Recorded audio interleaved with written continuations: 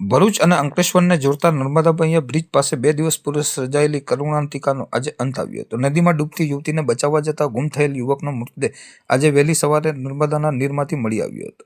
મળતી માહિતી મુજબ 2 દિવસ અગાઉ નર્મદા મૈયા બ્રિજ નીચે અંકલેશ્વર તરફના છેડે એક યુવતી સેલ્ફી લઈ રહી હતી. આ દરમિયાન અચાનક પગ લપસી જતા યુવતી નર્મદા નદીના ઊંડા પાણીમાં ખાબકી હતી. યુવતીને ડૂબતી જોઈ ત્યાં હાજર એક યુવક તેને બચાવવા માટે જીવના જોખમે પાણીમાં કૂદ્યો હતો. જોકે યુવતીને તો બચાવી લેવાઈ હતી, પરંતુ યુવક પાણીના પ્રવાહમાં ખેંચાઈ જતા ગરકાવ થયો હતો.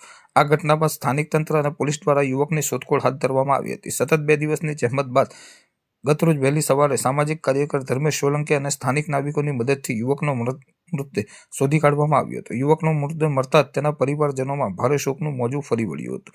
ઘટનાની જાણ થતાં જ બી ડિવિઝન પોલીસ કાફલો ઘટના સ્થળે પહોંચી ગયો હતો. પોલીસે જરૂરી પંચનામો કરી યુવકના મૃતદેહને પોસ્ટમોર્ટમ અર્થે અંકલેશ્વરના ગળખોલ આરોગ્ય કેન્દ્ર ખાતે ખસેડવાની તજવીજ હાથ ધરી હતી.